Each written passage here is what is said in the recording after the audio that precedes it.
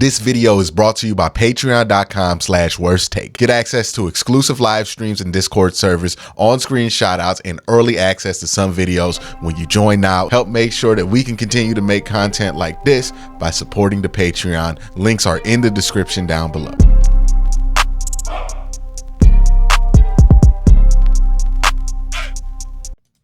Hey, what's up, and welcome to QnA, the show where I take your questions and answer them here in video format. Especially after the draft, people have questions about what the Browns are doing, what I think the Browns are doing, and my opinion on what the Browns are doing in general. So let's get into it. First question comes from John, who says, with the addition of Thrash, you think they'll put him in motion more? He was very successful with it, or they put him as a gadget role, jailbreak screens, jet sweeps, and end arounds. See, I don't think they're even at that point of conversation with Jamari Thrash. Like, the reality of Jamari Thrash is that he is a 5th round pick.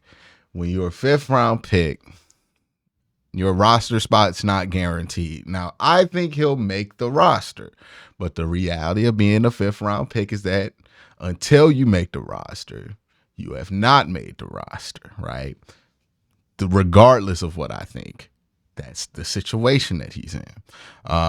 But if he does make the roster, then you get to the point to where he stands out enough at practices, during camp, in the preseason, to where the team wants to put him with the ones. If he gets to the ones, then he stands out and makes plays with the ones. Then you get to this point where the coaching staff looks at their draft notes for him and think about, what they can do to make him successful.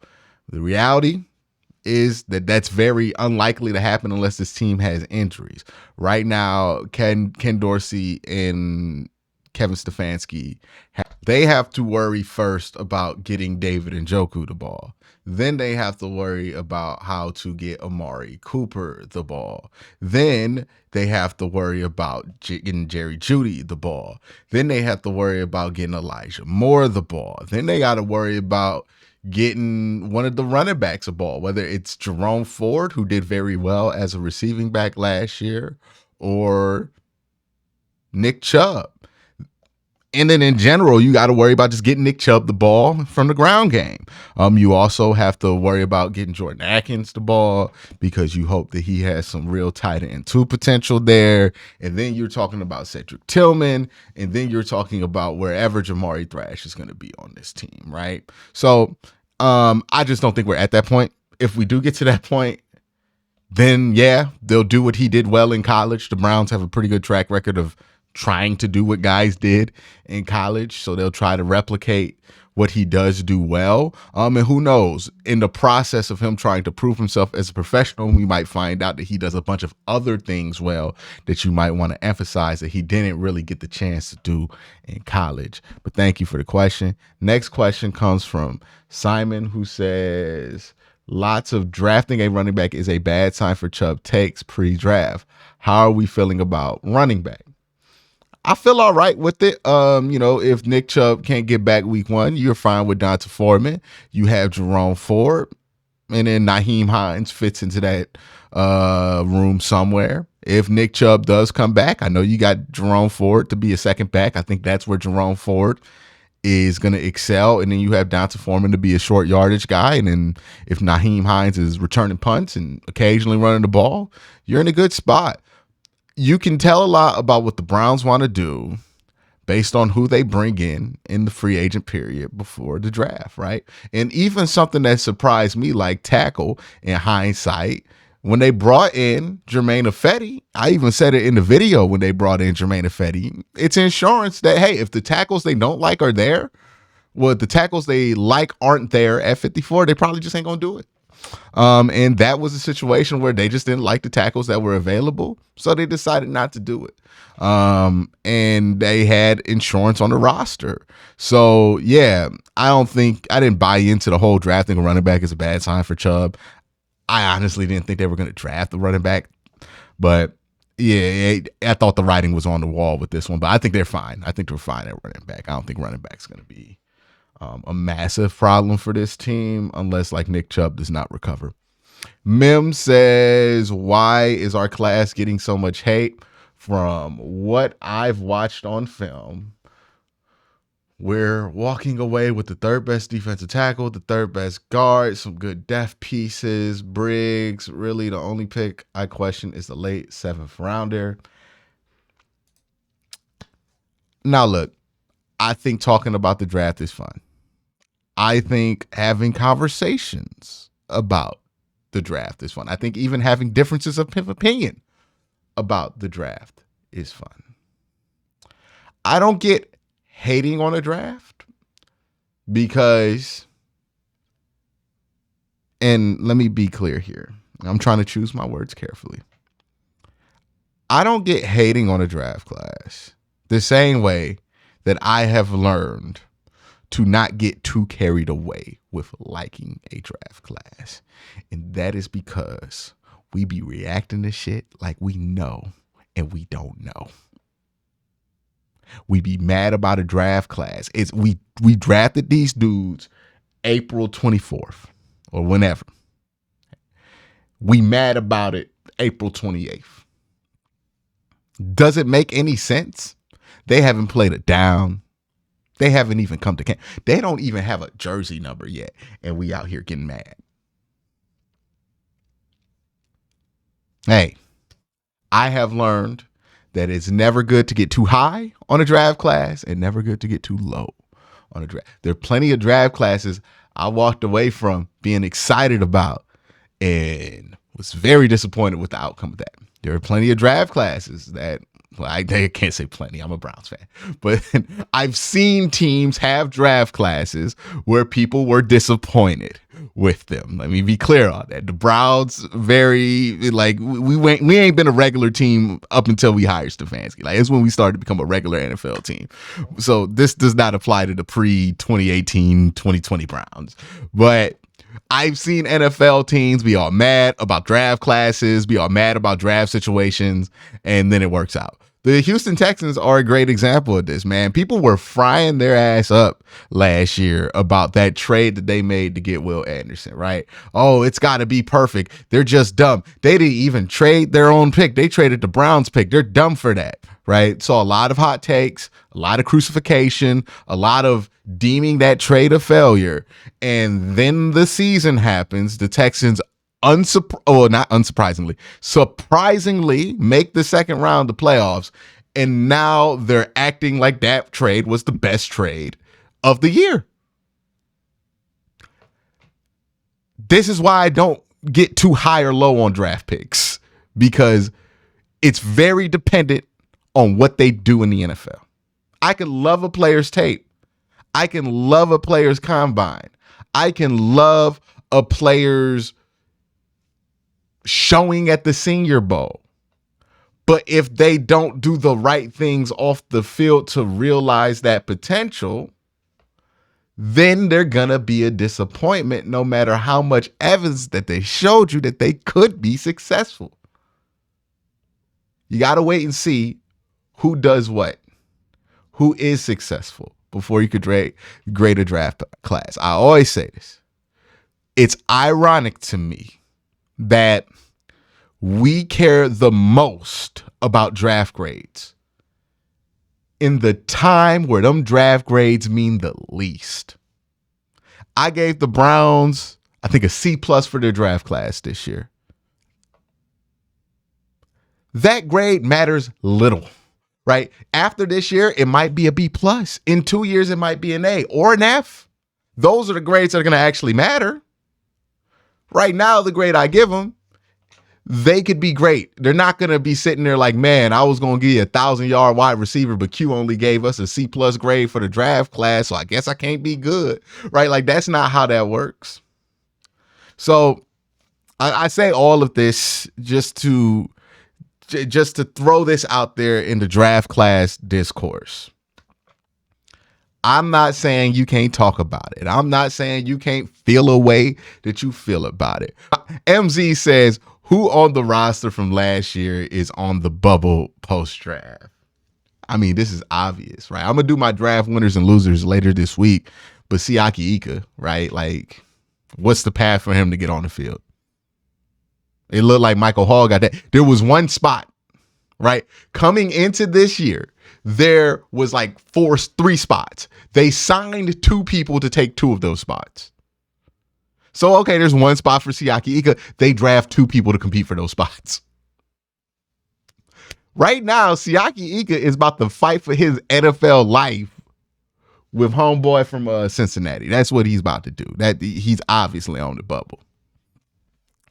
Gus says, hey, Q, who are the best and worst starters we have? Feels like this roster is stacked. They are. I mean, this is a proven roster. We saw them be good last year. Best starter is Myles Garrett because Myles Garrett is the best player on the team, right? I would think that's fair to say. Let me put your question up here, give your profile shout out. But best player, Myles Garrett. Because Myles Garrett's the best player on the team. Worst starter. Let me go through. It either has to be the other defensive interior player. Yeah. Or, I mean, like, are we saying 4-3? I'll just act like we're just going to be in what the Browns starting positional package is going to be, which is nickel, right? So 2 linebackers, 4 linemen, 5 DBs. So if I go through, it could be defensive interior because Quentin Jefferson, not really a super high quality starter if he starts. Shelby Harris at this point is a good starter, but not a plus level starter. Everywhere else is plus level, right? Or above. You got Dalvin Tomlinson plus level, Zadarius Smith Pro Bowl level, Myles Garrett All World. You got JOK Pro Bowl level. Jordan Hicks is a pretty regular starter, so I guess he would be in that conversation. You go through defensive back. Greg Newsome is a plus level starter. Denzel Ward is an all pro level starter. And I think Martin Emerson is a Pro Bowl level starter. So definitely not there. And in your safeties, I think Juan Thornhill is a plus level starter. And then between Grant Delpit, Grant Delpit is obviously, I think he's a Pro Bowl level starter. And then offensive line wise,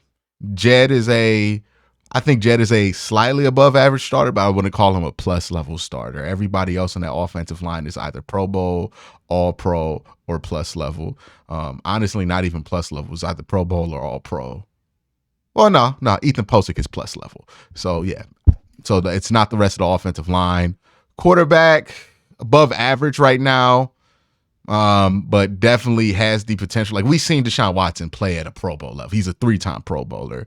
The question is, can he stay healthy, right? Like, that's where we at. If he can stay healthy, I think the level of play will be Pro Bowl quality at the very least. But the question is, can he stay healthy? So I don't really think you can say that about a lot of guys who are starting right now. So I don't think that qualifies him for the conversation.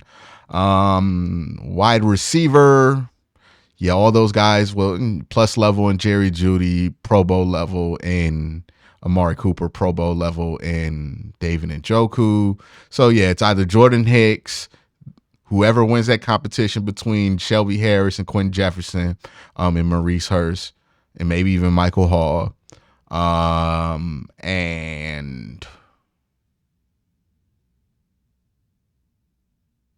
yeah, it's it. Am I tripping? Did I forget somebody? It's not quarterback. Jerry Jeudy's not in that conference. Like, he's better than Jordan Hicks is at his position. He's better than whoever wins that competition at defensive tackle is at their position. So, yeah, it's one of those two. And when that's the answer, yeah, you're in a good spot. Yeah, this roster's pretty good. N7 Trippy says the Browns were extremely safe and complacent this offseason. I don't get why. I know the injuries are coming back, but it's foolish to let the rest of the league catch up to our roster we have without testing the swings on the potentially elite players. Raising our floor does nothing. Yeah, I completely disagree with like almost everything that you said in this question. It wasn't really a question. So have the Browns been extremely safe and complacent this season? I don't think so. I on one hand, the Browns get criticism for going after Jerry Jeudy and then extending him, which is an aggressive move to upgrade your wide receiver 2 situation. And then on the other hand, when it's convenient, they're being extremely safe and complacent.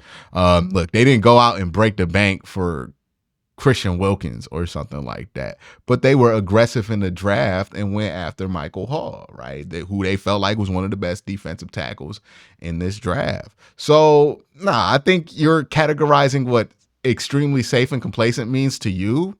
I feel like what that means to you is they didn't do what I wanted them to do. But that doesn't mean that they were extremely safe and complacent. That just means they didn't do what you wanted to do. And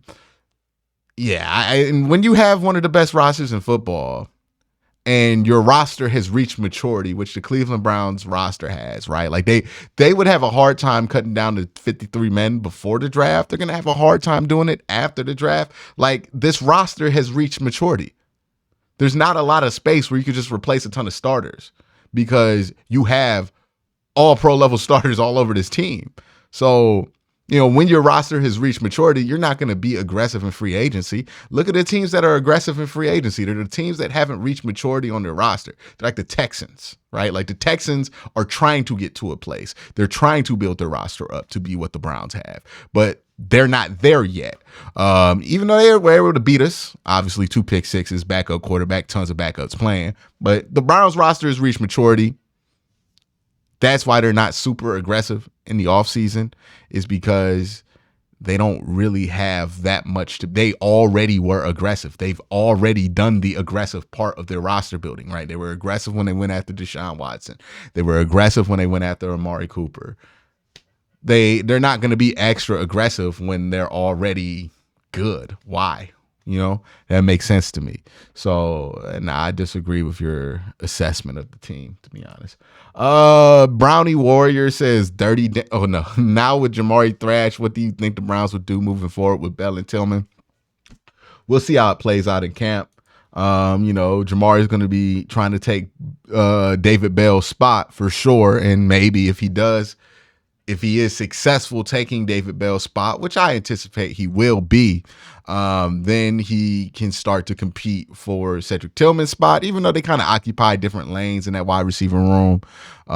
He could try to go for the snaps that Cedric Tillman would potentially get. The Browns are still high on Cedric Tillman. I would like to remind everybody. They haven't given up on him. But yeah, I think that's where they're at. Dominic Amato says, I want to focus more on Zack Zenter. How are we feeling about him? From what I've seen, the dude is a monster, could possibly be Batonio's replacement. Yeah, I like Zenter. I think he has a lot of work to do. He won with strength a lot in college. That's not going to work in the NFL. He has to find some finesse in this game. And we have to see if he could do all of this stuff that the Browns are going to ask a guard to do, all of the pulling, all of the moving that the Browns are going to do. The Browns move their guards a ton. But if he can do that and he does well in the preseason and, he learns how to win with a little bit more finesse, because you're just not going to outpower guys consistently in the NFL, then he's going to have a good career. But, he has to learn that stuff first before he can hit the ground running. I don't know if he's Joe Batonio's replacement or Wyatt Teller's replacement. We're just going to have to wait and see which spot opens up first. But that's going to be it for Q&A. Y'all have a great day. Have an even better night. Peace.